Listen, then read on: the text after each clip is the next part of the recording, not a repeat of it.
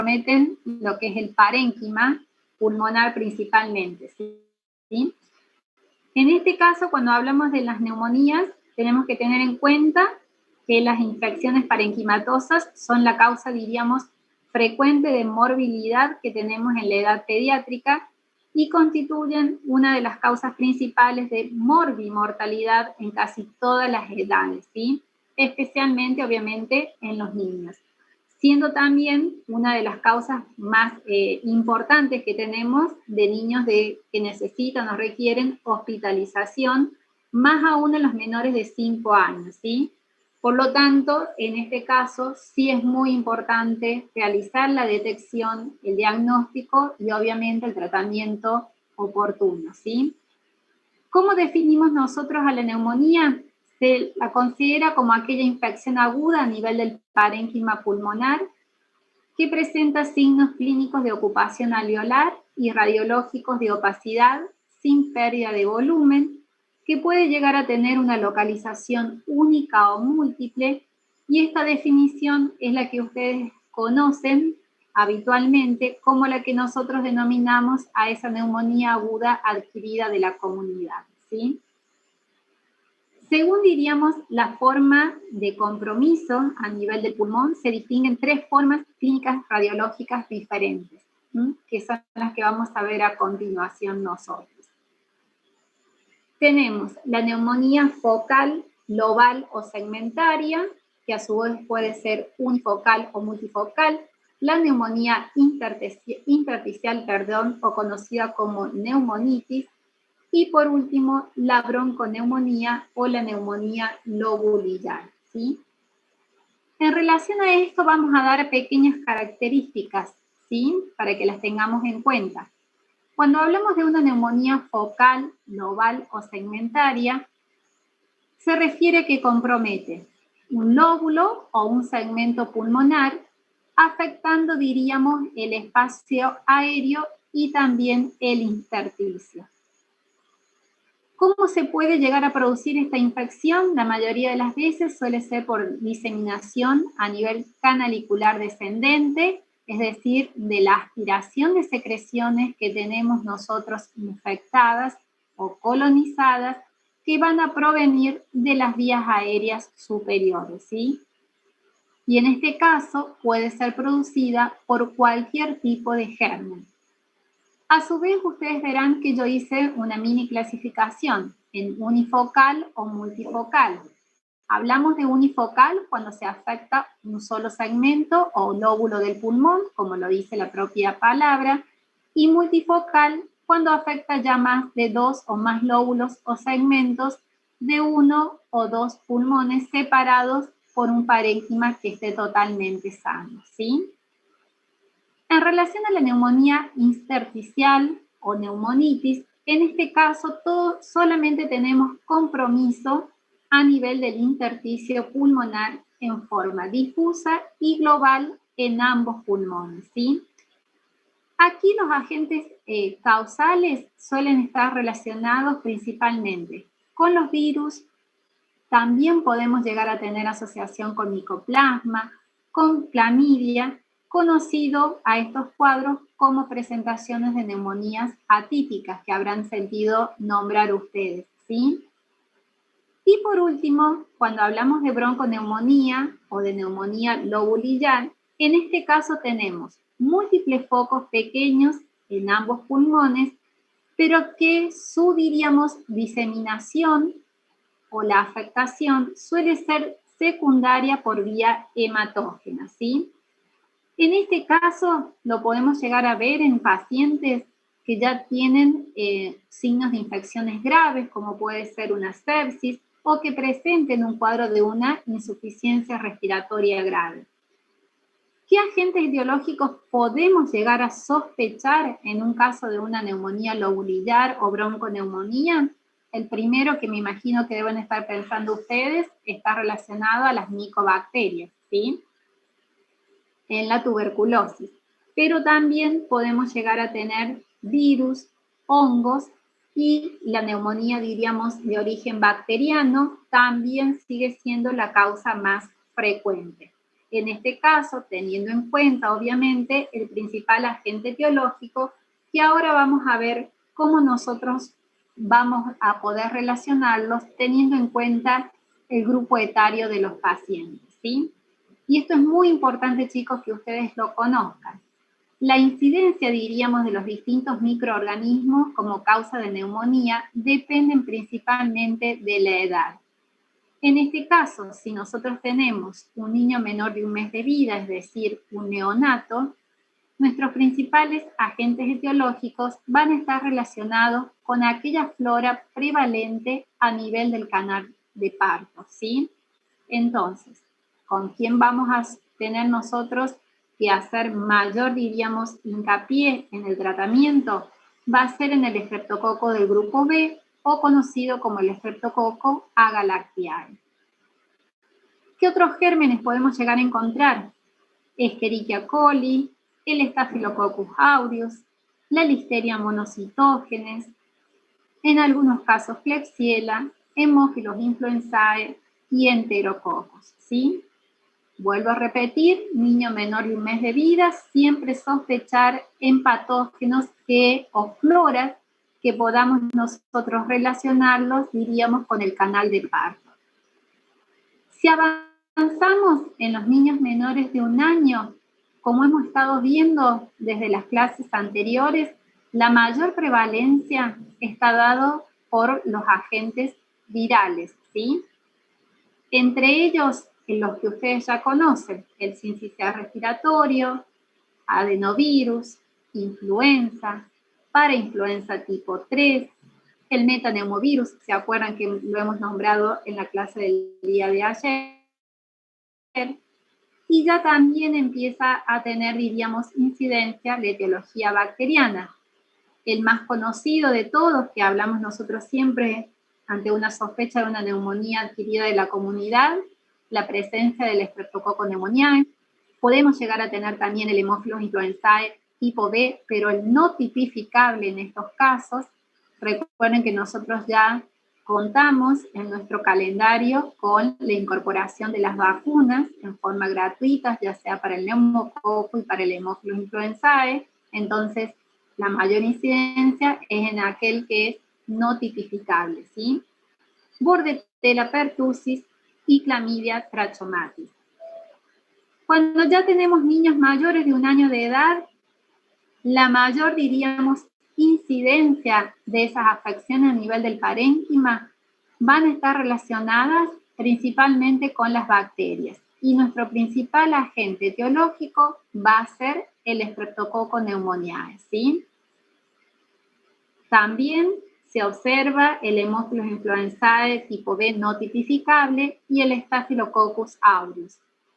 Eso no implica, chicos, que podamos llegar a tener nosotros neumonías producidas por virus, pero va a haber mayor prevalencia en los niños mayores de la etiología bacteriana. Y por último, en aquellos niños mayores en edad preescolar principalmente, además del Streptococcus pneumoniae, que va a ser nuestro principal agente etiológico, vamos a sumar en este grupo etario al Mycoplasma, ¿sí? Pneumoniae, a la Clamidia pneumoniae, al Mycobacterium tuberculosis y obviamente también a los virus respiratorios. Y por último, independientemente del grupo etario del paciente, es decir, aquellos niños que presenten ciertas afecciones de base, como puede ser un paciente con algún grado de inmunodeficiencia, ya sea primaria o adquirida, niños que estén con bajo peso o desnutridos, o ante, diríamos, una sospecha de un cuadro, diríamos, asociado a una infección al cuidado de la salud, conocido anteriormente como infecciones intrahospitalarias, nuestra principal sospecha va a estar relacionada en este caso al Staphylococcus aureus meticilino resistente, Pseudomonas, Proteus, Klebsiella o Escherichia coli. ¿Hasta ahí venimos bien, chicos? Sí, profe. Sí, profe. Entonces, en base a lo que hemos estado viendo, ¿sí? Dependiendo del grupo etario. Los virus, como verán, constituyen la causa de todas esas neumonías adquiridas de la comunidad, ¿sí? Pero el primer mes de vida, con mayor prevalencia tenemos entre los 2 meses y los 2 años de edad.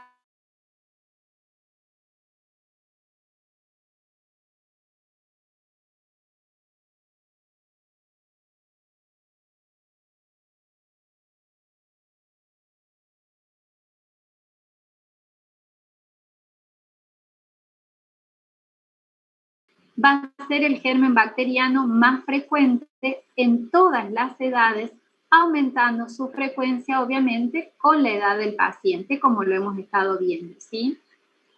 Aproximadamente, chicos, nosotros tenemos como 150 serotipos, de los cuales 30 suelen llegar a producir, diríamos, afecciones a nivel del parénquima pulmonar, ¿sí?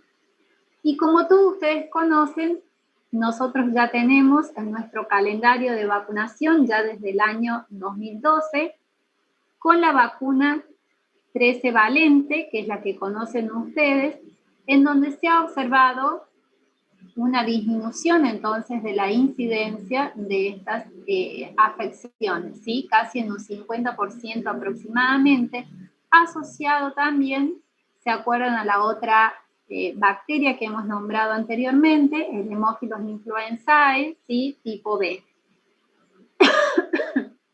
Pero con la vacuna no tenemos la cobertura del Haemophilus influenzae tipo B no tipificable, que es en donde sí hemos notado nosotros mayor incidencia en este momento, ¿sí? Entonces, resumiendo, como verán, las neumonías bacterianas, los agentes etiológicos van a depender principalmente de la edad del paciente, si tiene o no carnet de vacunas completos, ya que hemos nombrado que ya tenemos y contamos en nuestro calendario con la vacuna para el neumococo y el Haemophilus influenzae, si el paciente tiene o no algún tipo de enfermedad de base, si es un paciente que está previamente enfermo o no, y como ya vamos a ver ahora más adelante entre los factores predisponentes, aquí hay algunos muy importantes que son las asistencias a las guarderías, ¿sí? Entonces, cuando hablamos de factores predisponentes, hay diversas condiciones, diríamos, que van a predisponer con mayor frecuencia a un niño a poder llegar a padecer un cuadro de neumonía. Entre ellas podemos dividirlas en dos grandes grupos, ¿sí? Los que estén asociados al huésped principalmente y aquellos que van a tener mayor incidencia a nivel ambiental. Si hablamos del huésped, vamos a tener a niños con desnutrición, ausencia de lactancia materna, antecedentes de prematurez o bajo peso al nacer, algún grado de inmunodeficiencia en el paciente que pueda ser congénita o adquirida y que tengamos antecedentes de un carnet de vacunas incompleto para la edad, ¿sí? Y si relacionamos en causas o factores ambientales, la época invernal, otoño-invierno, la asistencia a guarderías, la exposición al humo del tabaco, en donde se ha visto que en este caso suele interferir en el clearance mucociliar y en la activación macrofágica principalmente, y en los pacientes o en los lugares que tengamos antecedentes de hacinamiento, ¿sí? Entonces, recuerden, todo niño pequeño, sí en los lactantes principalmente, que tenga antecedentes de bajo peso al nacer. Acuérdense de los que hemos visto en la clase anterior el día de ayer. Mamá también si es adolescente. Si a eso le sumamos que tenga un bajo nivel socioeconómico, ¿sí? La concurrencia a guarderías, como hemos nombrado, la exposición al humo del tabaco, que tenga cardiopatías, el paciente también va a ser algún grado de predisposición, teniendo en cuenta una enfermedad de base, una enfermedad broncopulmonar crónica, ¿sí? Niños desnutridos, algún tipo de antecedentes de una infección viral previa y lo más importante, si presenta el carnet de vacunación incompleto para la edad. Pero, además de estos factores predisponentes que hemos nombrado nosotros, Yo ayer les contaba que la Sociedad Argentina de Pediatría ha determinado ciertos factores de riesgo que incluyen a todos niños que puedan, diríamos, sufrir alguna afectación o algún cuadro de una infección respiratoria aguda baja, ¿sí? ¿Se acuerdan los que hemos nombrado el día de ayer? ¿Cuáles eran? Un menor de 3 meses, desnutrición o bajo peso, cardiopatías congénitas, enfermedad pulmonar crónica, inmunodeficiencias. Excelente, chicos. Entonces, la edad siempre paciente menor de 3 meses de vida, antecedentes de desnutrición, cardiopatías congénitas, enfermedades pulmonares crónicas, niños prematuros, con bajo peso al nacer y cierto grado de inmunodeficiencia. A su vez, asociado a estos factores de riesgo para toda patología que produzca una afección respiratoria aguda baja, también por la Sociedad Argentina de Pediatría se establecieron criterios de gravedad a tener en cuenta en pacientes que estén cursando un cuadro de neumonía, ¿sí? Y ellos son la presencia, diríamos, de algún factor de riesgo de los que hemos nombrado nosotros, de una infección respiratoria aguda baja grave, ¿sí? Signos de sepsis que pueda manifestar o presentar el paciente, falta de respuesta al tratamiento antibiótico empírico que hayamos indicado nosotros a las 48 a 72 horas. Si el paciente presenta signos de dificultad respiratoria grave, ¿sí? Es decir, signos de insuficiencia respiratoria, en donde nosotros lo podamos llegar a evaluar mediante el estado ácido-base, con hipoxemia, hipercapnia y acidosis respiratoria en el paciente. Y por último, en caso de una complicación de una neumonía, como puede ser una neumonía multifocal, ¿sí? Estos sí son muy importantes que ustedes los conozcan. Todos los criterios dados o factores de riesgo para una infección respiratoria aguda baja y los criterios de gravedad que vamos a tener que considerar nosotros en pacientes que estén cursando un cuadro de una afección a nivel del parénquima pulmonar, ¿sí? Entonces, si ya estamos hablando que tenemos una infección a nivel del parénquima pulmonar, se conocen como 3 signos o síntomas cardinales que debemos considerar nosotros en la clínica de estos pacientes, ¿sí? Entre ellos, el más característico es la presencia de una fiebre alta, elevada, acompañada de un compromiso del estado general del paciente que presenta signos de toxicidad. La taquipnea, que si ustedes se acuerdan, el día de ayer habíamos dicho los rangos a considerar en los niños menores de 2 meses de vida si tenían una frecuencia respiratoria mayor de 60 por minuto. En los niños menores de 1 año hablábamos de una frecuencia respiratoria mayor de 50 por minuto y en los niños mayores de 1 año una frecuencia respiratoria mayor de 40 por minuto, ¿sí? Y por último, a tener en cuenta los signos de dificultad respiratoria que puede llegar a presentar el paciente. Un dato importante, chicos, a considerar es si la presencia de fiebre por sí sola constituye, diríamos, un signo de gravedad muy importante en todo niño menor de 2 a 3 meses de vida, ¿sí? Ya que puede ser la manifestación de una enfermedad generalizada como es un cuadro de una sepsis en el paciente. El cuadro típico que nosotros vamos a ver, diríamos, de la neumonía implica que el paciente, si se acuerdan, va a tener una afección a nivel de las vías aéreas superiores, ¿sí? En donde se va a acompañar entonces posteriormente de esa fiebre elevada, con mal estado general en el paciente, va a tener decaimiento, va a estar asténico, anoréxico. Puede en algunos casos, y esto se observa principalmente ya en los niños preescolares o en los niños mayores, la presencia de un dolor torácico o también que se acompañe de dolor abdominal, más aún cuando tenemos compromiso de los lóbulos inferiores, ¿sí? Y en estos casos, muchas veces por ahí puede llegar a confundirnos con un cuadro de un abdomen A1. A esta sintomatología que yo le he nombrado suele acompañarse también síntomas gastrointestinales, como son los vómitos y la diarrea. ¿Qué vamos a encontrar nosotros a la auscultación?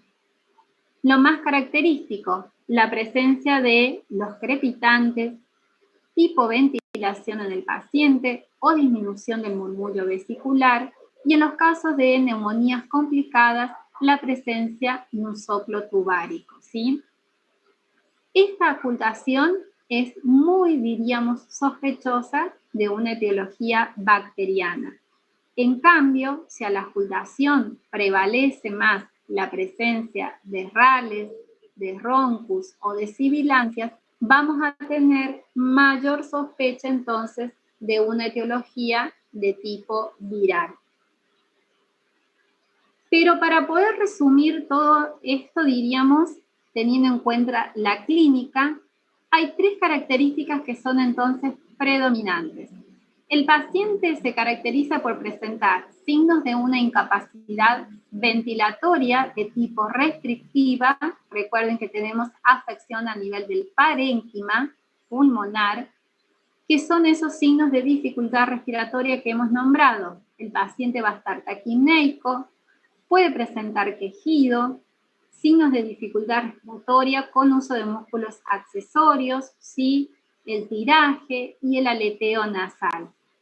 A eso le sumamos, ya cuando hay una condensación, lo vamos a poder determinar mediante la auscultación, entonces, con la presencia de estos crepitantes que hemos nombrado, la disminución o abolición del murmullo vesicular,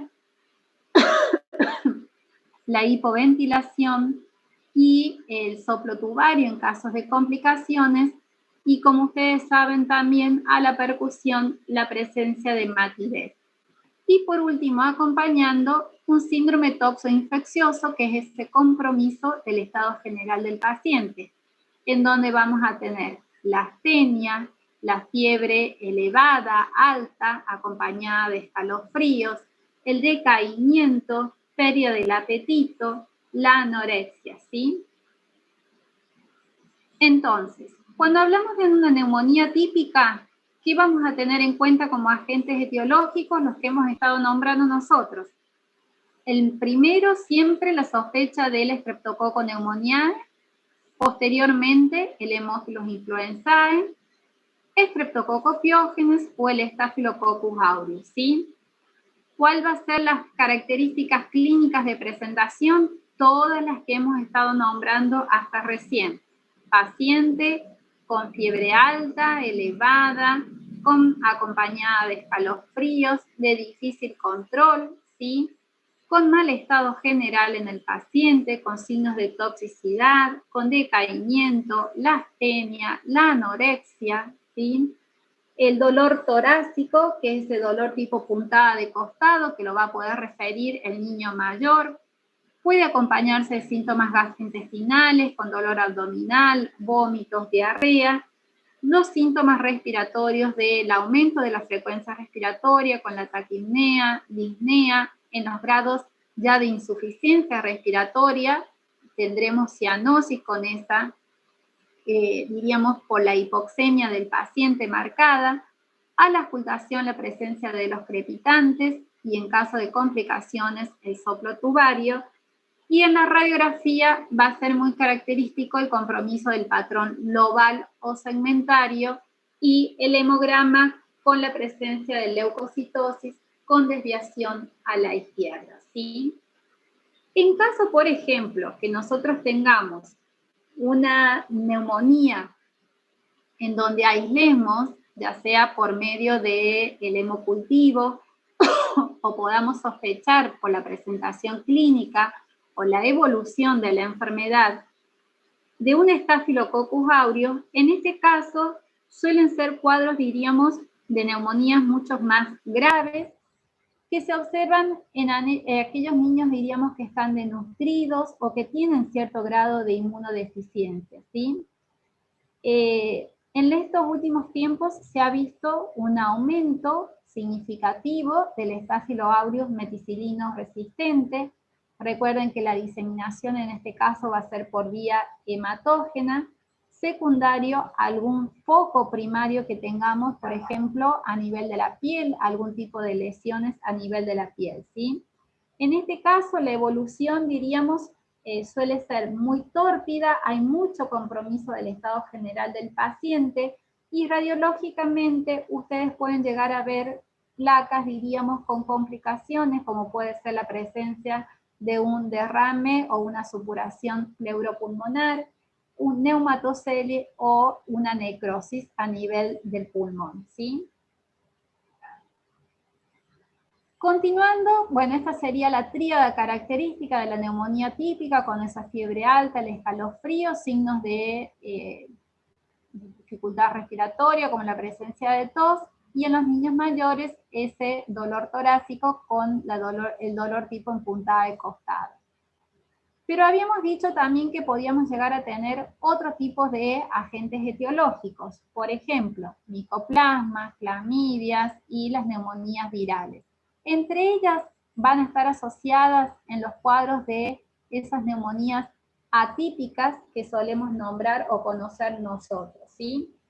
Por ejemplo, el Mycoplasma pneumoniae suele estar, diríamos, asociado a niños mayores en edad escolar, en los adolescentes también o en los adultos jóvenes, ¿sí?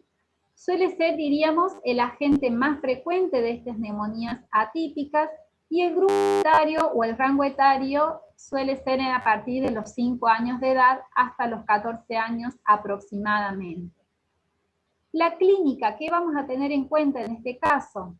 El paciente se manifiesta con una tos seca que va en aumento, acompañado de cefaleas, de dolor a nivel de la garganta, es decir, de odinofagias, cuadros de conjuntivitis, mialgias, puede haber uveitis también en el paciente.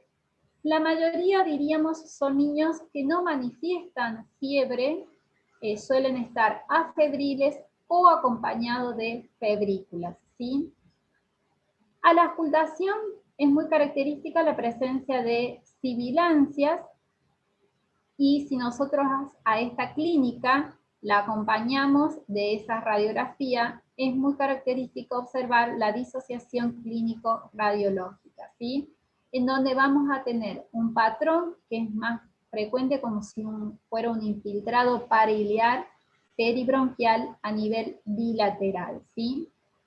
Aquí, en este caso, todas esas manifestaciones extrapulmonares que yo he nombrado también suelen acompañarse de la presencia de lesiones a nivel de piel, como puede ser un exantema a nivel maculopapular, en algunos casos artralgias o también algún cuadro de meningitis bullosa en el paciente, ¿sí? Siguiendo con los cuadros de neumonía típica, en los niños más pequeños, nuestro principal agente etiológico, en este caso, suele estar, diríamos, asociada a clamidia trachomatis, ¿sí? Suele ser, diríamos, la causa de las neumonitis que hemos nombrado nosotros anteriormente, en lactantes que suelen estar afebriles principalmente, ¿sí? Acompañado, diríamos, la sospecha en la que hemos tenido la infección mediante la colonización en el canal de parto, ¿sí? Y ese niño tiene un signo o una sintomatología muy importante, que se acompaña de un cuadro de conjuntivitis que es muy significativo, ¿sí? A ese cuadro de conjuntivitis tenemos posteriormente la afección respiratoria, que se manifiesta también con tos, que suele ser en accesos, más los signos de dificultad respiratoria, acompañado obviamente de manifestaciones clínicas de vías aéreas superiores, como suele ser una rinitis de tipo purulenta, ¿sí? El cuadro también se caracteriza por tener una evolución que es muy prolongada, casi de hasta 8 semanas, y en algunos casos esos accesos de tos o esas crisis de accesos de tos que pueden producir como ahogo en el paciente, pueden llegar a manifestarse o presentarse con algún tipo de episodios de apnea, ¿sí? ¿Qué es característico en estos pacientes? Si nosotros realizamos estudios complementarios, en el laboratorio vamos a observar la presencia de una leucocitosis con mayor casi siempre de 15.000 glóbulos blancos, acompañado de un predominio eosinofílico en los niños, ¿sí? Y si solicitamos una radiografía de tórax en estos pacientes, vamos a observar la presencia de un infiltrado difuso, diríamos, en las zonas con, diríamos, intercaladas con zonas de hiperinsuflación. El diagnóstico lo podemos llegar a hacer mediante la determinación de ciertos anticuerpos en la etapa aguda, mediante el dosaje de inmunoglobulina M a partir de la segunda o de la tercera semana, y la inmunoglobulina G a partir, diríamos, de la 8ª semana en el paciente. Y el tratamiento va a estar principalmente realizado con la utilización de los macrólidos. En este caso podemos utilizar claritromicina a una dosis de 15 miligramos kilo día, administrada 2 veces al día, es decir, cada 12 horas en el paciente. Y para terminar, en relación con las neumonías atípicas, las que son más frecuentes y más aún en los menores de 1 año de vida, que hemos nombrado, todas aquellas que estén relacionadas a una etiología de tipo viral, ¿sí? En este caso, va a estar precedida por una afección de las vías aéreas superiores, con lo que ustedes ya conocen, rinitis, la tos, el estornudo en el paciente. Posteriormente aparecen los signos de dificultad respiratoria con el aumento de la frecuencia respiratoria, la disnea, la ocultación, la presencia o predominio de ronchus sibilancias, ¿sí? Acompañado de febrículas o pacientes que suelen estar afebriles. Vamos a tener, diríamos, mayor sospecha, principalmente en las épocas invernales, entre otoño e invierno, y radiológicamente nos van a poder ayudar la definición observando la presencia de algún tipo de infiltrado intersticial difuso bilateral, ¿sí? ¿Se han entendido más o menos las diferentes formas de presentación que podemos llegar a encontrar nosotros en relación a lo que es una neumonía típica bacteriana, principalmente asociada al Streptococcus pneumoniae, y las otras formas de presentación en los cuadros de neumonitis que hemos nombrado al comienzo, o conocidos como neumonías atípicas, ¿sí? En donde la presentación, diríamos, varía, o la sospecha etiológica varía, teniendo en cuenta el grupo etario del paciente, ¿sí? Recuerden, niños de edad preescolar, micoplasma, principalmente hasta la adolescencia.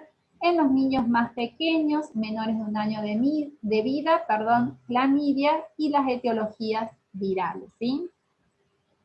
¿Dudas hasta el momento, chicos? No, no, profe. Si voy muy rápido me avisan, ¿sí? Por favor. Doctora, tengo una duda. En el claro. tratamiento que dijo con la claritromicina, ¿era Sí. 15 miligramos por kilo día? 15 miligramos por kilo de peso día, administrado 2 veces al día, que sería cada 12 horas. ¿Por cuánto tiempo? Se suele hacer entre 7 a 10 días el tratamiento. Bien, gracias, doctora.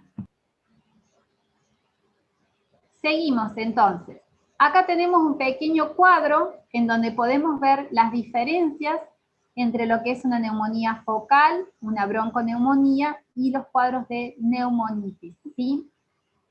Lo más importante siempre, chicos, valorar el estado general del paciente. Vamos a tener en una neumonía focal compromiso de ese estado general, va a haber mayor signos de toxicidad. En los casos de bronconeumonía, recuerden que solían estar asociados a complicaciones como cuadro de sepsis, Y en las neumonitis, el paciente posiblemente presente un aspecto, diríamos, bueno, donde no haya compromiso, ¿sí? En relación a signos de dificultad respiratoria, puede estar acompañado el aumento de esa frecuencia respiratoria, pero suele ser más evidente los signos de dificultad respiratoria en los lactantes.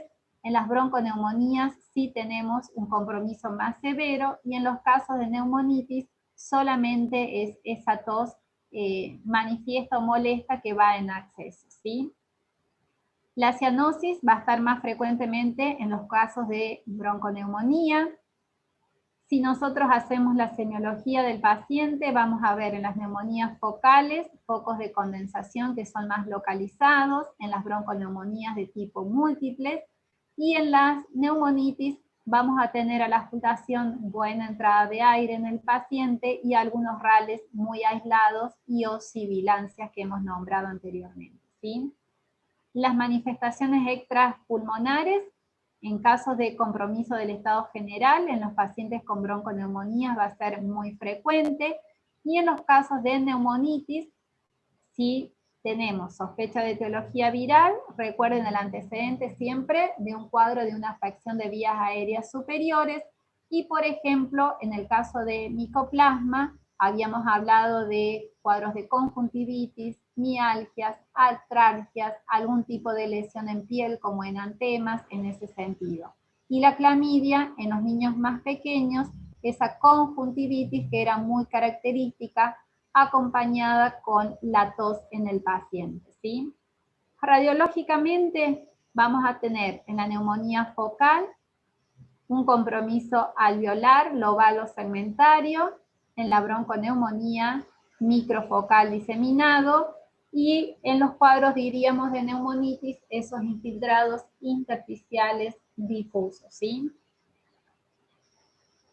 Aquí en relación a los exámenes complementarios, a diferencia de la clase del día de ayer en relación a la bronquiolitis, que si ustedes se acuerdan, yo les había dicho que el diagnóstico era principalmente clínico en las bronquiolitis y estaba asociado principalmente a teniendo en cuenta el score de TAL con la frecuencia cardíaca, la frecuencia respiratoria en el paciente, la presencia o no de sibilancias y la presencia o no del uso de músculos accesorios. En este caso, en los exámenes complementarios, cuando ya tenemos afección del parénquima pulmonar, además de la clínica del paciente, siempre diríamos es importante complementar con ciertos estudios.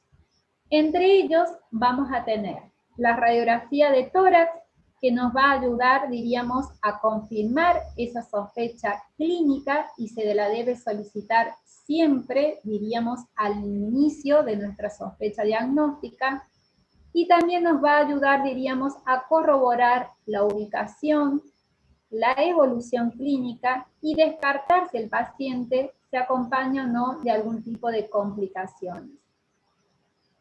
¿Qué vamos a solicitar nosotros? Una radiografía de tórax de frente y las radiografías de tórax de perfil solo en caso de algún tipo de duda diagnóstica, ¿sí? ¿Qué patrón va a ser el más orientativo según nuestra sospecha etiológica? Como ya hemos visto, en caso de una neumonía bacteriana, el patrón va a ser predominantemente alveolar, con una opacidad global o segmentaria, con o sin la presencia de broncograma aéreo, y en caso de las neumonías atípicas y o de etiologías virales, ese patrón intersticial con infiltrados reticulares difusos, ¿sí? Posteriormente también podemos llegar a solicitar laboratorios. Estos deben pedirse preferentemente en pacientes que vayan a requerir alguna hospitalización o internación, ¿sí? No deben ser solicitados en forma rutinaria si ya tenemos clínica y radiología que nos pueden llegar a confirmar. ¿Qué podemos llegar a encontrar en el laboratorio? En el hemograma completo, la leucocitosis con predominio neutrofílico, y en algunos casos podemos llegar a hallar leucopenias, que estos ya serían en los grados, diríamos en casos de gravedad extrema del paciente, ¿sí? A esta leucocitosis se va a acompañar el aumento de los reactantes de fase aguda, como es la eritrosedimentación, la proteína C reactiva que conocen ustedes, y la procalcitonina. Ante, diríamos, una sospecha de sepsis, solemos solicitarla, ¿sí? El valor normal, por si no lo conocen, de la procalcitonina suele ser menor a 0,5 nanogramos por mililitros. Y por último, tenemos la pesquisa etiológica, que también, vuelvo a insistir, se va a solicitar solamente en aquellos pacientes que requieran hospitalización, ¿sí? Entre ellos podemos realizar el aspirado nasofaringio, que también, como hemos visto en la clase del día de ayer, va a tener orientación, diríamos, epidemiológica, para el aislamiento de los virus, ¿sí? Se realiza mediante inmunofluorescencia. Solicitaremos cultivos de sangre, los hemocultivos, que tienen alta especificidad, pero la mayoría de las veces baja sensibilidad, casi menos de un 10% suelen ser positivos en los pacientes. Recuerden siempre que se toman 2 muestras de cultivo de sangre en forma periférica y de 2 lugares diferentes, ¿sí? A pesar, diríamos, de tener alta especificidad pero baja sensibilidad, siempre se debe obtener antes de iniciar el tratamiento antibiótico empírico, ya que tenemos mejor, diríamos, posibilidad posterior de saber la sensibilidad antimicrobiana del paciente, ¿sí? En caso de las serologías, las podemos solicitar ante una sospecha de infecciones por clamidia, por micoplasma. Otros estudios que podemos llegar a utilizar pueden ser la ecografía pleural. En este caso va a ser de utilidad ante una complicación de una neumonía, como puede ser la presencia de derrames pleurales, y también para poder controlar la evolución del mismo. Estudios de imágenes más complejos, como una tomografía de tórax, siempre orientados, se solicitan en casos de neumonías complicadas, vuelvo a repetir, como puede ser un derrame pleural con mala evolución. Si tenemos una neumonía bullosa, es decir, con presencia de cavidades, aquellos niños que persistan, diríamos, febril, a pesar de nosotros haber iniciado nuestro tratamiento antibiótico empírico, o si necesitamos descartar algún tipo de necrosis o supuración.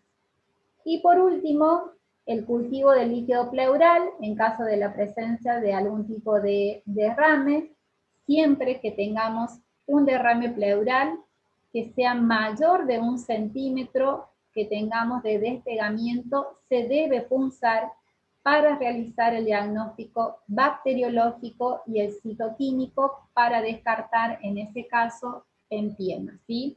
Que ya vamos a ver más adelante las características de ese líquido, que es muy importante que ustedes conozcan, y por eso es importante el cultivo bacteriológico y el físico-químico del mismo, ¿sí?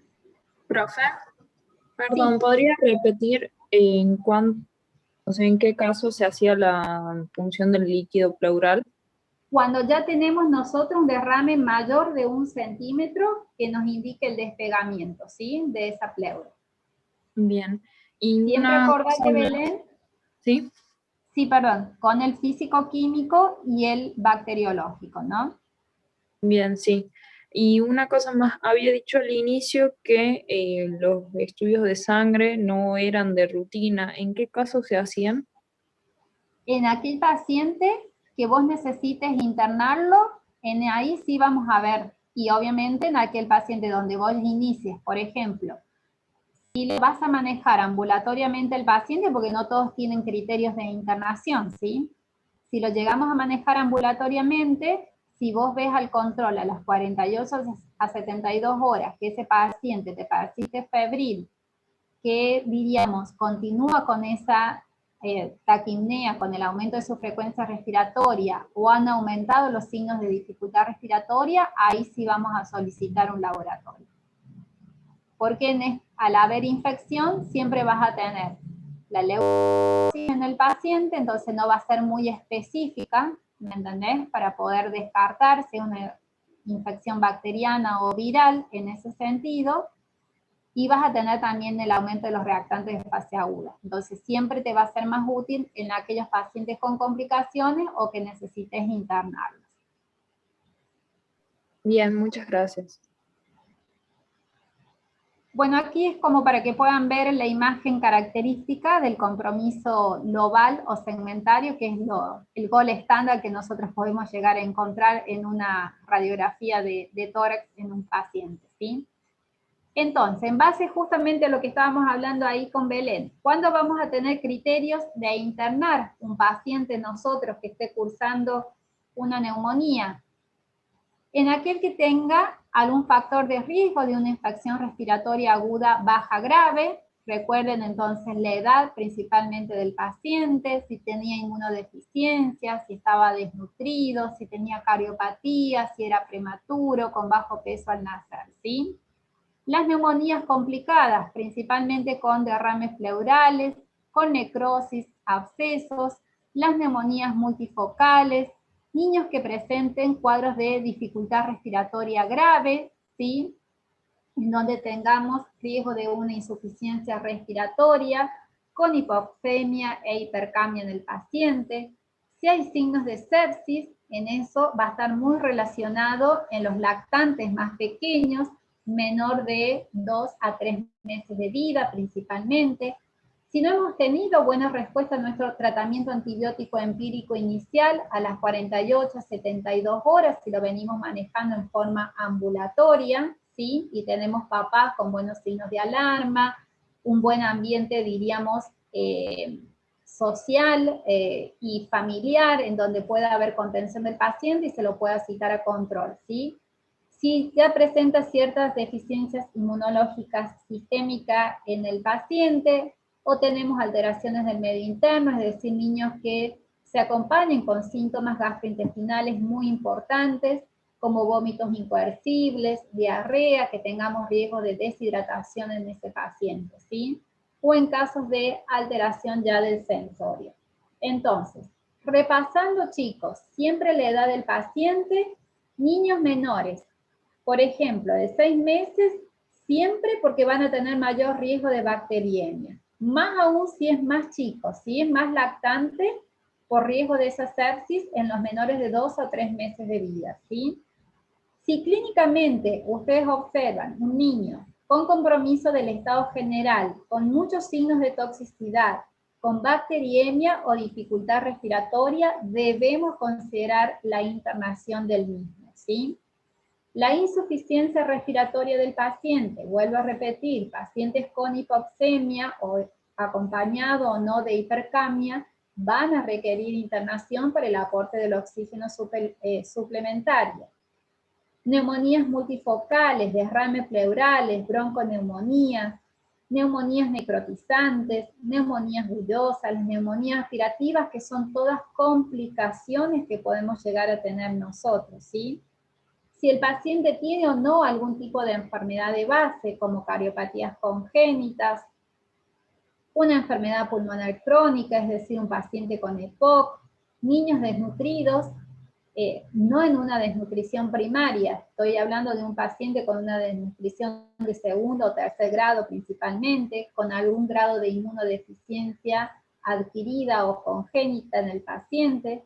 Si vuelvo a repetir, si el paciente lo estamos manejando ambulatoriamente y presenta mala evolución clínica y radiológica, luego de las 48 horas de haber iniciado nuestro tratamiento antibiótico, o en aquellos casos en donde tengamos riesgo social y no haya posibilidad, diríamos, de la administración del antibiótico en forma adecuada y correcta que nosotros le hayamos indicado al paciente, ¿sí? En relación a eso, entonces, ¿cuáles va a ser? Vamos a hablar de neumonía recurrente, esto es como para que lo tengan en cuenta. Se denominan 2 o más episodios diferentes de neumonía en un año o más de 3 en cualquier lapso con evidencia clínica y radiológica que tengamos de resolución completa del episodio luego del tratamiento antibiótico, con intervalos libres de infección a nivel del parénquima, ¿sí? En relación entonces a las complicaciones, son muchas de las que están relacionadas a lo que hemos hablado de los criterios de internación: abscesos de pulmón, cuadros de sepsis, fístulas broncopleurales, que pueden aparecer en los cuadros de supuración pleuropulmonar, neumonías necrotizantes, derrame pleural o empiema, cuadros de neumotórax o fallo respiratorio agudo en esos casos de insuficiencia respiratoria con riesgo de claudicación respiratoria inminente aguda, conocida con las siglas de CRIA en el paciente, ¿sí? Es un paciente que ya tiene criterio de internación en una terapia intensiva pediátrica con asistencia respiratoria mecánica, ¿sí? Vamos a ver el tratamiento. Para el tratamiento, chicos, en la elección del antibiótico que nosotros vamos a hacer, determinar, diríamos, como habrán visto, la etiología de la neumonía es bastante complicado, ¿sí? Por lo tanto, la decisión de medicar o la elección del antibiótico siempre está basado en realizarlo en forma empírica. Pero para ello sí es muy importante que nosotros, y es necesario a su vez, que además de la edad del paciente, que es lo que hemos visto nosotros, la mayor predominio que tenemos según el grupo etario, también tengamos en cuenta los antecedentes, las manifestaciones clínicas y radiológicas, los factores predisponentes que hemos nombrado nosotros anteriormente, el medio epidemiológico y si el paciente presenta o no algún tipo de enfermedad de base, que nos va a ayudar entonces para realizar la elección más apropiada del tratamiento, ¿sí? En relación al tratamiento, nosotros tenemos como primera opción, en un niño que lo vayamos a manejar en forma ambulatoria, teniendo en cuenta, vuelvo a decir, que el agente predominante etiológico más frecuente suele ser el Streptococcus pneumoniae, vamos a tener como posible elección la amoxicilina a una dosis de 80 a 100 miligramos kilo día, administrada cada 8 horas, vía oral, durante un periodo de 10 días, ¿sí?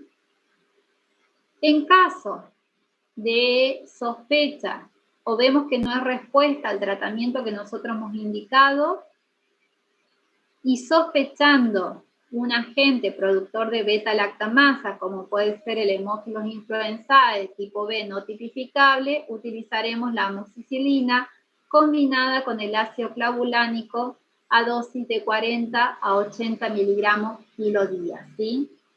Cada 8 o cada 12 horas. Como otra opción, teniendo en cuenta la edad del paciente, por ejemplo, si tenemos un niño en edad preescolar con mucha clínica y poca ayuda radiológica y no tenemos esa imagen característica de condensación que buscamos nosotros en la neumonía, valoraremos el uso de macrólidos como la claritromicina a 15 miligramos kilo día, administrada vía oral también, cada 12 horas, ¿sí? Recuerden siempre, chicos, que el tratamiento de las neumonías suelen ser de 10 días para el Streptococcus pneumoniae y para el Haemophilus influenzae, ¿sí? Y se suele extender a 14 o 21 días para el Staphylococcus aureus o para gram negativos, ¿sí? Y hasta, diríamos, 4 o 6 semanas en caso de que el paciente presente alguna complicación, como puede ser empiema o necrosis.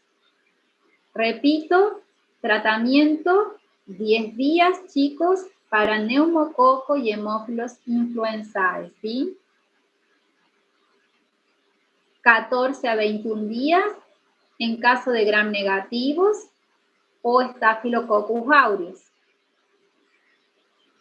Y en cuadros de complicaciones, como empiemas o necrosis. Disculpe, profe. ¿Sí? ¿Puede volver a repetir, por favor?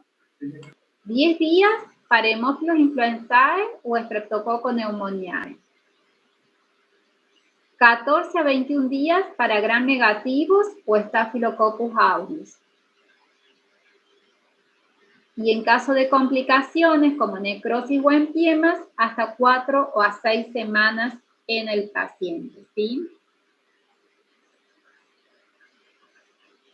Esto sería la opción de tratamiento ambulatorio, pero si necesita o tiene el paciente criterios de hospitalización, el tratamiento antibiótico empírico, vuelvo a repetir, de elección, en este caso va a ser la ampicilina a una dosis de 200 miligramos kilo día cada 6 horas, administrada en forma endovenosa durante 10 días, ¿sí?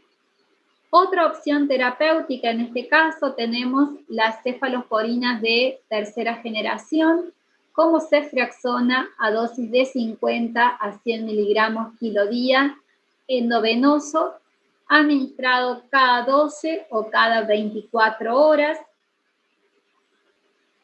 La ampicilina asociado a un IBL, ¿sí? Es decir, a un inhibidor de beta-lactamasa, como va a ser ampicilina sulbactam.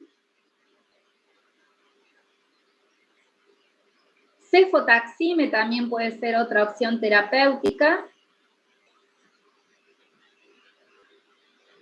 La dosis puede variar de 100 a 150 o 200 miligramos kilo día, administrada cada 6 horas.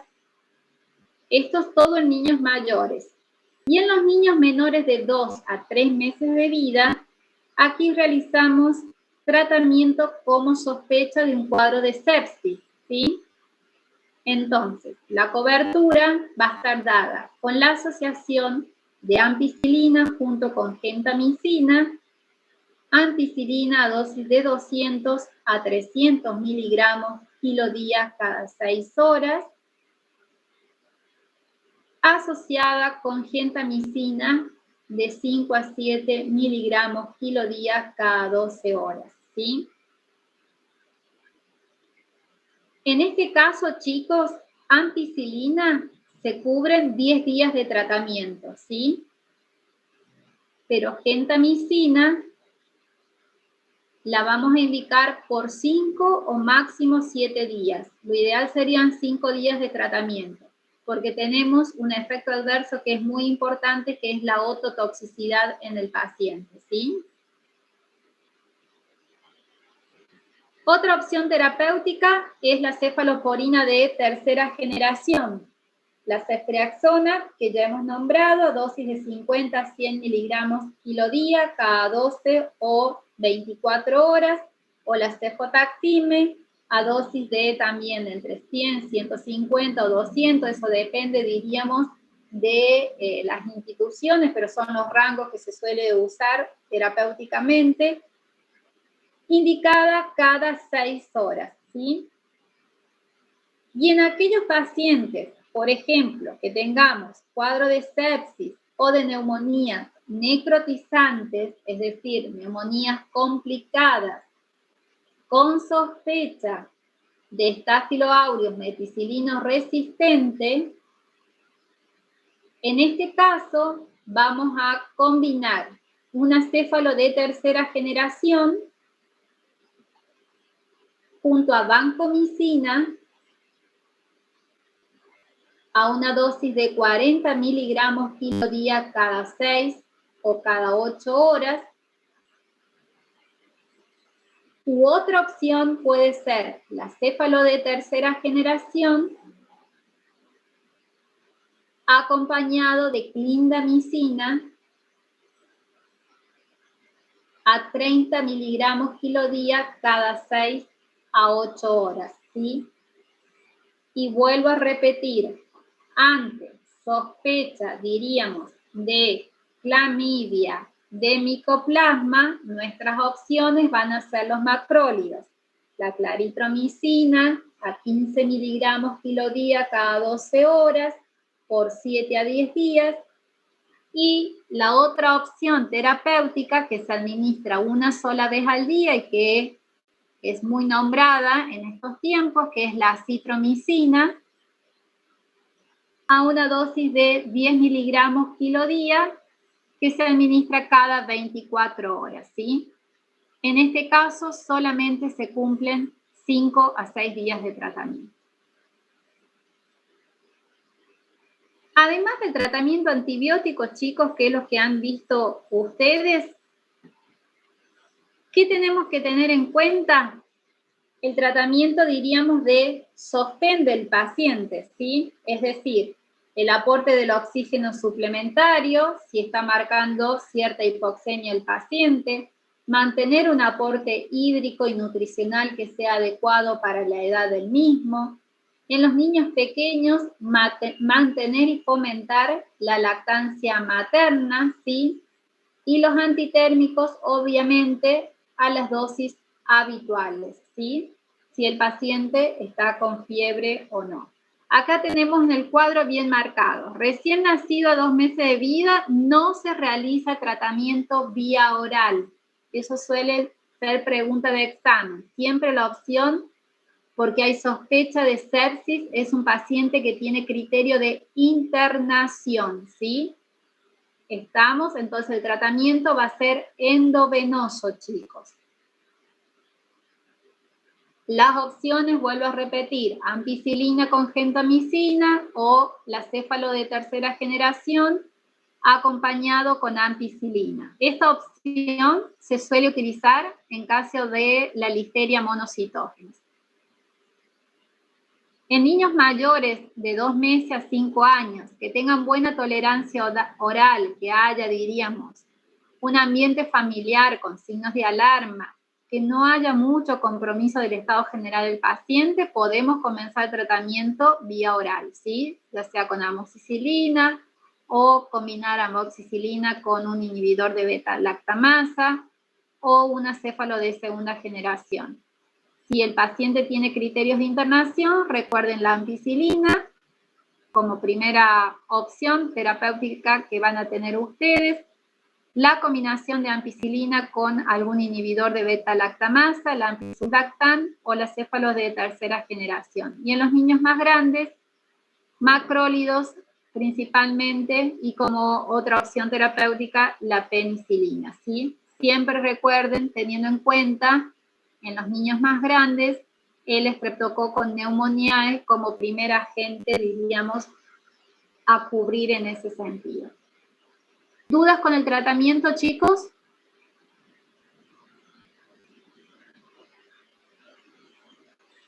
Continuamos entonces. ¿Cuáles son las complicaciones agudas de toda neumonía adquirida de la comunidad que debemos conocer nosotros? La supuración pleuropulmonar con los diferentes estadios, una neumonía de tipo necrotizante y el absceso pulmonar, ¿sí? Cuando hablamos de una supuración pleuropulmonar, la definimos como aquella infección a nivel del parénquima pulmonar que compromete la pleura y el espacio pleural, ¿sí? El foco primario de infección suele corresponder a un derrame paraneumónico de tipo estéril, ¿sí? Y la gravedad, diríamos, de estos derrames van a estar asociados a las características físicas, químicas, citológicas y bacteriológicas de ese líquido pleural, por eso es muy importante el análisis del líquido, y la cantidad, es decir, el volumen que tengamos. Y cuando hablamos de un empiema, es lo que se conoce como exudado inflamatorio de origen infeccioso, en donde ya tenemos la presencia de gérmenes a nivel de la cavidad pleural, ¿sí?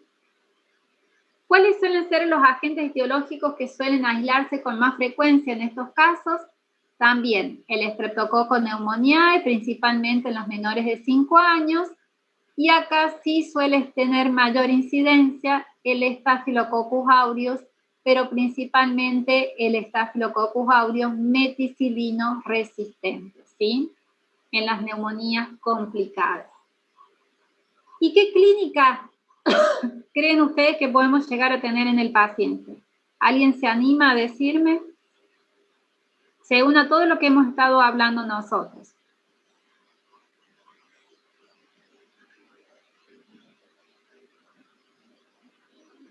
¿Cuáles eran los tres, diríamos, signos o síntomas principales que presentaba todo paciente con neumonía? La tos, la fiebre Fiebre, y el dolor de punta de costado. y dolor de punta de costado.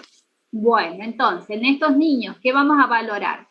Que va a continuar con fiebre asociada a esa tos que han referido ustedes, va a tener disnea, va a tener taquipnea, va a haber, diríamos, una respiración que suele ser más corta y más superficial, que es como un pequeño quejido que se le observa o se le escucha al paciente, y eso está, diríamos, asociada a la limitación de la expansión torácica.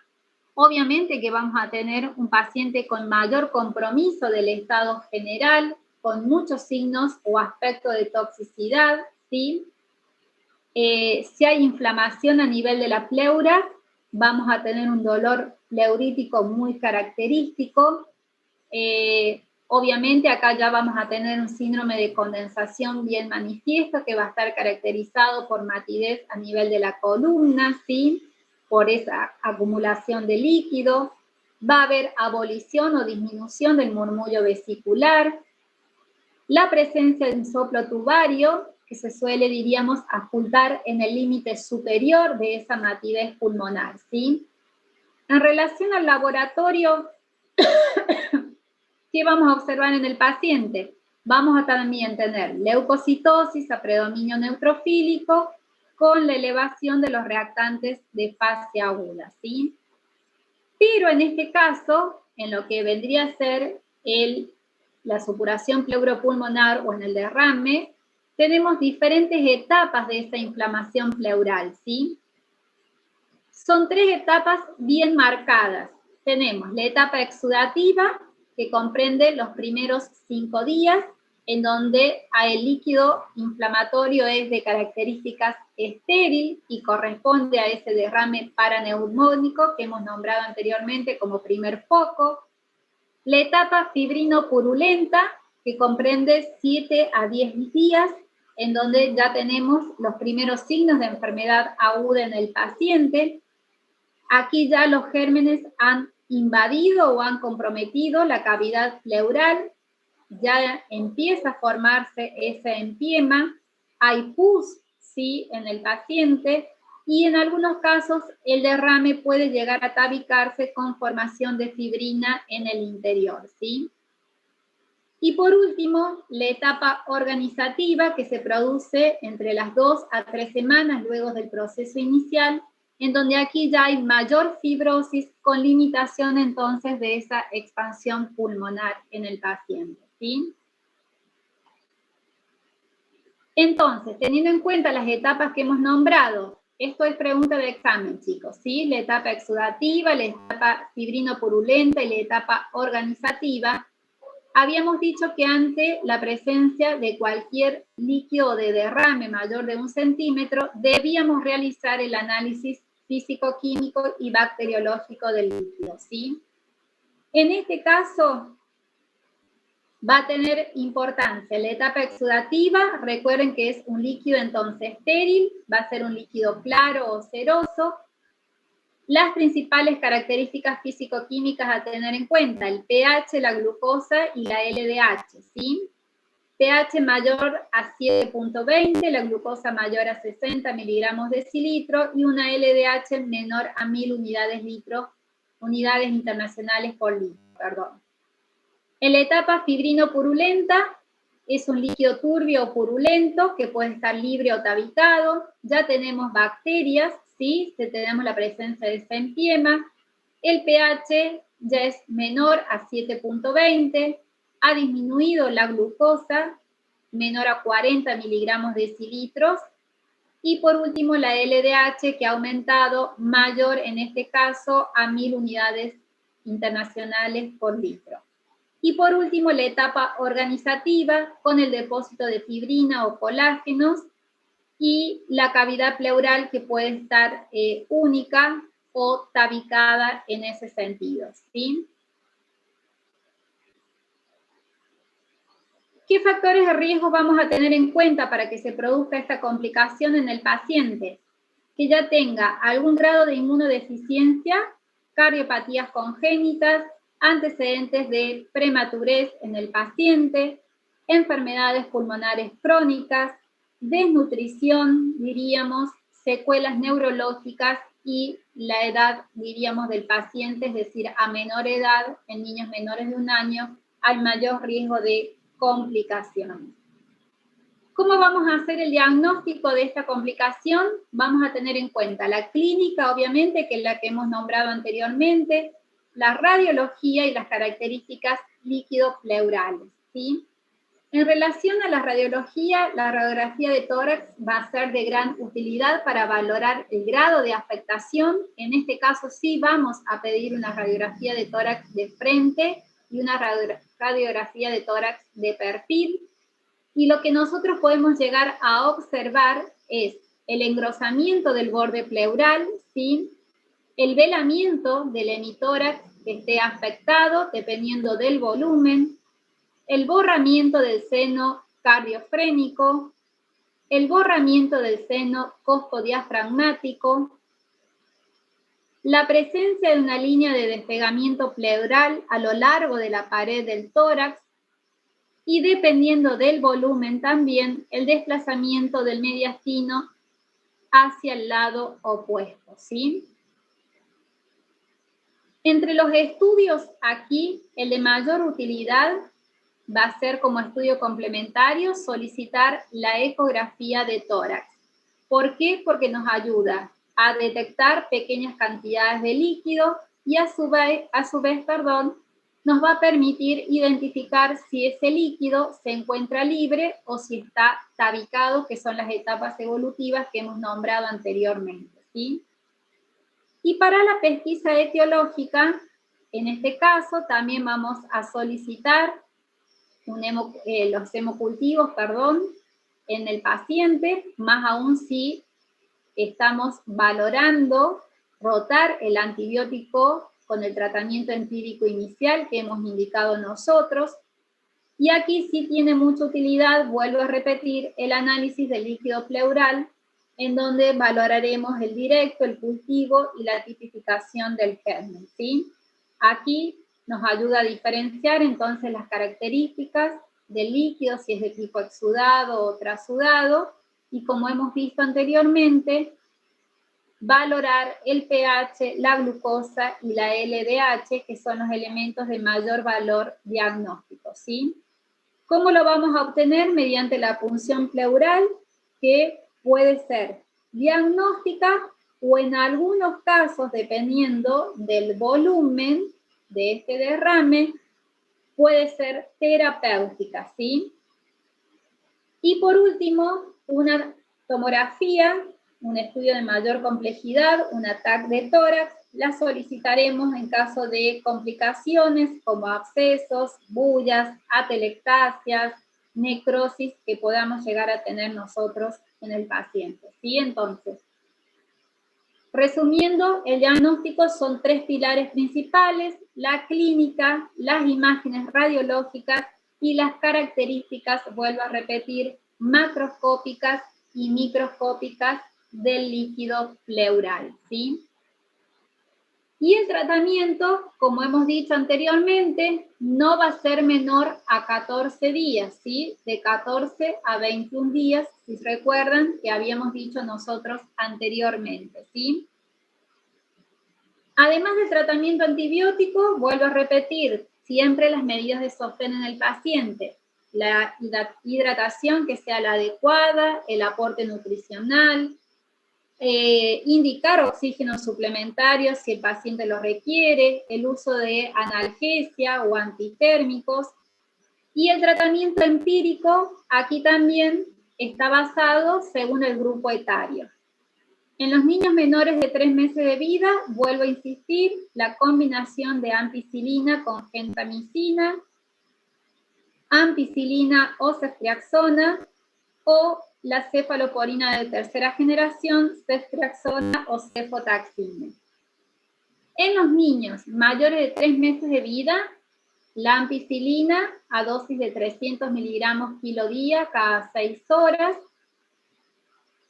o la combinación de ampicilina con un inhibidor de beta-lactamasa, más aún si se aísla un Haemophilus influenzae tipo B, productor de beta-lactamasa, o la cefalosporina de tercera generación, ¿sí? Y ante sospecha de un Staphylococcus aureus meticilino resistente, vuelvo a repetir, la céfalo de tercera generación combinado con vancomicina y o la opción de clindamicina. Como ustedes saben, también dependiendo de la magnitud del derrame, tenemos tratamientos u opciones de tratamientos quirúrgicos que va a depender principalmente de la evolución y o de las complicaciones que podamos llegar a tener. Entre las opciones son el drenaje pleural, realizar una toilette o una limpieza quirúrgica, una videotoracoscopía en los pacientes que presentan ya el empiema, la utilización de fibrinolíticos y por último, en algunos casos se puede realizar la decorticación, ¿sí? Y para terminar, hablamos de un absceso de pulmón, aquel que definimos como una cavidad circunscripta de paredes gruesas que contiene material purulento, producto de la supuración y necrosis con destrucción del parénquima pulmonar, ¿sí? En este caso, la etiología puede ser secundaria, un absceso primario, que van a ser los gérmenes que ustedes ya han escuchado, como el neumococo, el Staphylococcus aureus, el Haemophilus influenzae tipo B o el Streptococcus viridum.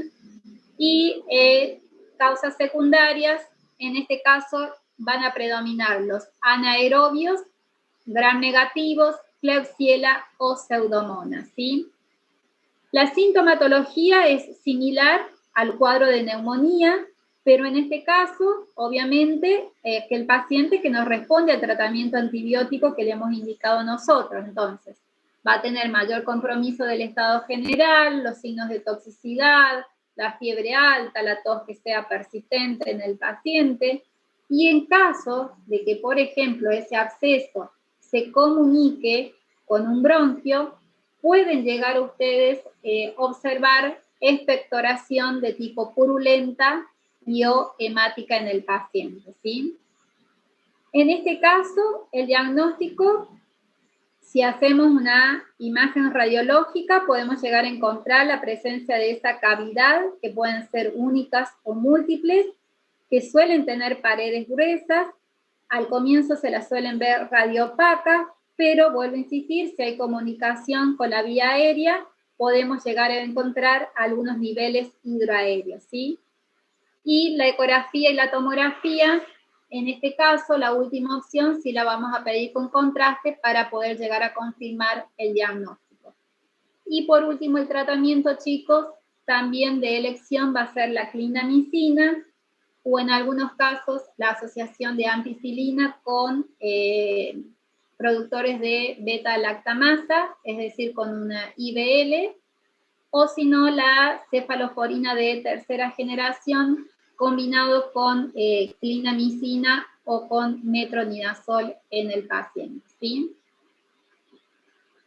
¿Dudas, chicos, en el tratamiento o en el manejo de los pacientes con neumonía?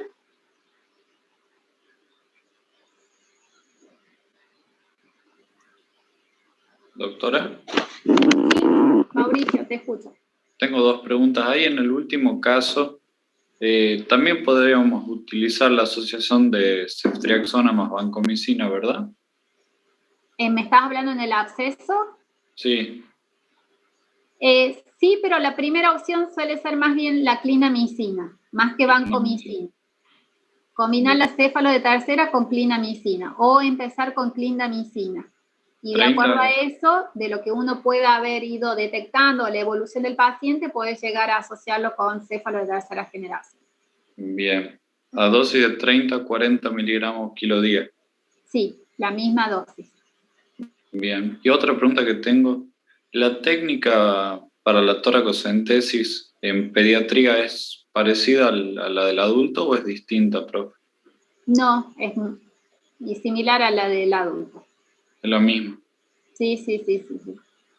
Acá lo más importante no es conocer tanto las técnicas en sí, porque eso va más específico, diríamos, a la formación ya que tengas vos, ¿me entendés?, en la hospitalización o en un servicio, sino acá es bien importante que ustedes conozcan los agentes, dependiendo de la edad de los niños, eso suelen ser preguntas que nosotros hacemos siempre, la clínica que podemos llegar a encontrar en una neumonía típica o en casos de neumonías atípicas, que puedan distinguir en base a eso el tratamiento que ustedes van a indicar, cómo lo van a estudiar al paciente y conocer las complicaciones, eso sí es muy importante. La más común y frecuente que solemos tener nosotros es la de derrame, así que sí es importante que ustedes lo conozcan y cuáles pueden ser los agentes etiológicos que puedan estar asociados, ¿sí? Bien, profe, gracias. El resto de los chicos...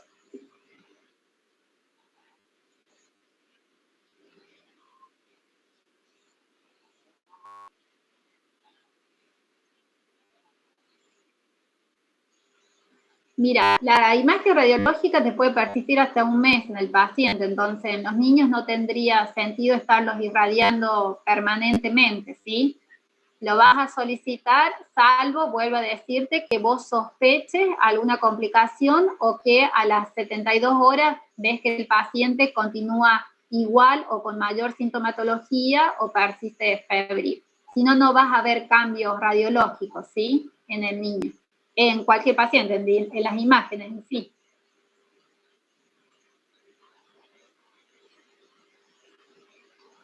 Doc. Sí, Mauricio. Ahí me surgió otra pregunta en el caso de que, por ejemplo, como decía usted, le damos tratamiento empírico, pasan 48 horas y no baja la fiebre, no vemos resolución. ¿Qué estudio tendríamos que solicitar como de primera línea? Yo en ese caso solicitaría una nueva placa de tórax, ¿sí?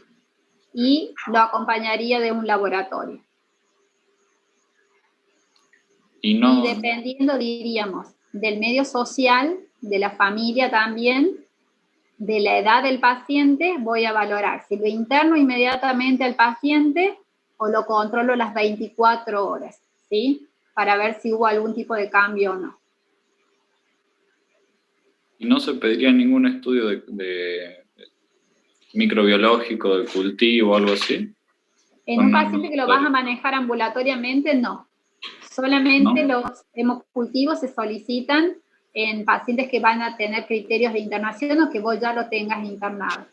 Si tenés un paciente que está internado, ¿sí?, y vos iniciaste tratamiento empírico, por ejemplo con ampicilina, pero a los 3 días ves que aumenta más el requerimiento de oxígeno, ¿sí?, que el niño se acompaña con dificultad respiratoria, que persiste esa taquipnea, que está en regular estado general, que no se alimenta, ¿sí?, y persiste febril, antes de rotar el antibiótico, vas a solicitar nuevamente los hemocultivos, vas a hacer 2 hemocultivos en el paciente en diferentes sitios, como les he comentado, vas a pedir una nueva placa de tórax y vas a rotar el antibiótico. Y ahí vas a tener que volver a esperar entre 48 a 72 horas. Si la imagen radiológica es dudosa en ese sentido, ¿sí?, vas a entonces necesitar complementar con una ecografía o una tomografía. También acuérdense que dependiendo de la edad del paciente, si son niños pequeños, menores de 1 año, pueden haber como coinfección, que haya comenzado como un cuadro viral, ¿sí?, y posteriormente se sobreinfecte y tengamos alguna bacteria.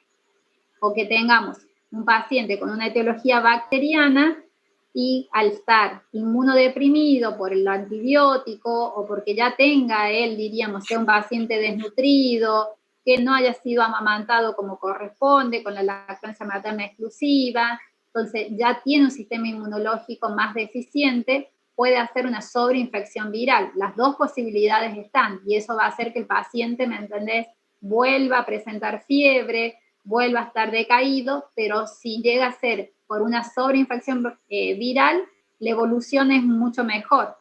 A las 24 o 48 horas ya cambia la criatura. En cambio, si tenés sobreinfección de la viral a bacteriana, y es muy posible que ya haya un compromiso mayor del estado general del paciente.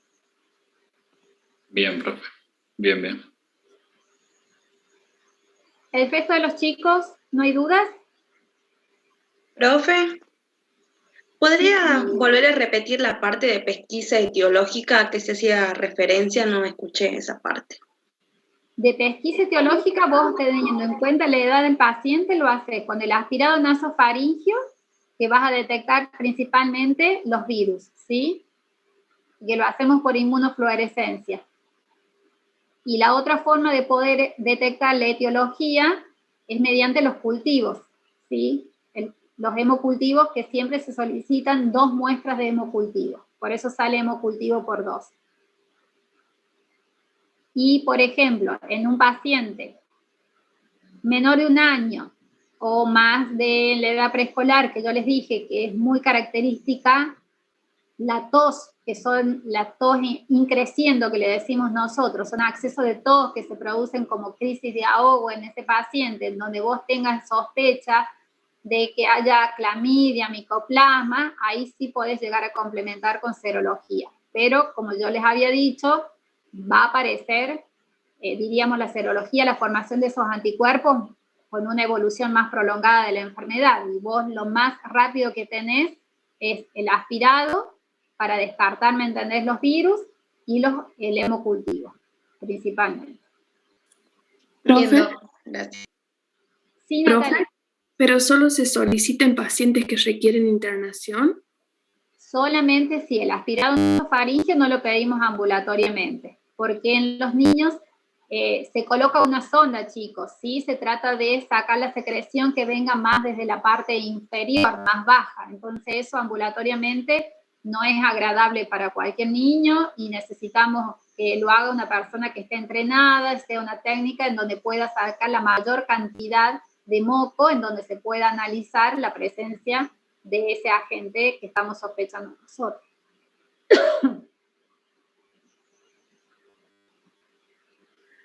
Doctora, ¿y el hemocultivo se hace por 2 y es con cuántas horas de diferencia? ¿12 horas o cuántas? No, podés llegar a esperar menos cantidad de horas, va a depender obviamente del estado clínico del paciente. Lo más importante es que sean en 2 lugares diferentes la venopunción que hayas realizado vos. ¿Sí? Bien, gracias. No es que yo hago una sola punción, una venopunción, y ese lleno 2 frascos. Eso es lo que no se debe realizar. Debo sacar extracciones de 2 lugares diferentes, ¿sí? Sí, doctora, gracias. Profe, ¿y cuál fue el otro reacción que después agudo que dijo? La PROCA. Tenemos la eritrosedimentación, la proteína C reactiva, que es la PCR, y la procalcitonina. Bien, gracias. La procalcitonina, eso se suele pedir más aún en los pacientes que tengan signos de sepsis, ¿sí? En donde ya tenemos un compromiso muy general del estado general del paciente.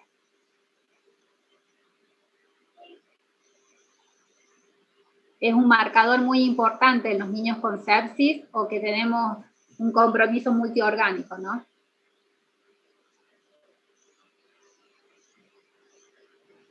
¿No hay más dudas?